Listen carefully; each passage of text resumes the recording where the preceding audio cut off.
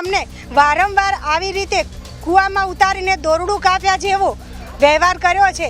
જે વખત તો અમે 2022ની હડતાલમાં તો અમને રાખ્યા કે ચલો કંઈ વાંધો નથી, એવા ટાઈમે પણ અમે બહેનો જ લડ્યા હતા, યુનિયનને અમે સાથ આપ્યો નથી। જ્યારે અત્યારે પણ એ બેને એવું જ કર્યું છે, તો હવે અમારી બહેનો ગમે ત્યાં લડશે પણ બીજા યુનિયન સાથે જોડાશે, જે યુનિયન અમને સાથ સહકાર આપશે એના સાથે। બાકી હિન્દુ મજદૂર સંઘ યુનિયન અમારે આજે ના જોઈએ અને કાલે ના જોઈએ। જે હાઈકોર્ટે આદેશ કર્યો તો એ આદેશનું પાલન હજી સુધી કર્યું નથી। અમે આંગણવાડીમાં જઈએ તો ત્યાં લાભાર્થી પણ અમને પ્રશ્ન કરે છે કે બેનો તમારા તો પગાર કેટલા સરકારે વધારી દીધા, પણ એ તો પગાર સરકારે વધાર્યા કે નહીં વધાર્યા એ તો અમારા ખાતામાં પગાર પડે ત્યારે અમને ખબર પડે, અને લોકોને મોટી મોટી જાહેરાતો કરી અને આવી જાય છે કે બહેનોના પગાર વધી જાય, પણ હજી સુધી અમને કોઈ વળતર મળેલું નથી। તો અમને વળતર નહીં મળે ત્યાં સુધી અમે આ આંદોલન ચાલુ રાખીશું અને અમારી માંગણીઓને સરકારને સ્વીકારવી પડશે, અને અમે જ્યાં સુધી અમારી માંગણીઓ પૂરી નહીં થાય ત્યાં સુધી અમે આ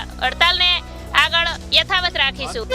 વિચાર તો અમે અમારી માંગણી તો જે હતી એ પ્રસ્તુત કરી, પણ સરકારને હજુ સુધી અમારી માંગ વિશે કે કોઈ અમારે પૂછવા પણ આવતું નથી કે તમે શું તમારી માંગ છે, તમે શું કરવા માગો છો, કેમ હડતાલ કરી છે, કોઈ પૂછતું નથી। અમે જે આવેદનપત્ર આપવાના હતા ત્યાં પણ આપ્યા, અને હવે મહિલા સશક્તિકરણ પણ આ જે 8 માર્ચે આંતરરાષ્ટ્રીય મહિલા દિવસ આવી રહ્યો છે, શું મહિલાનું આ શોષણ અટકાવશે કે મહિલા દિવસની ઉજવણી કરશે?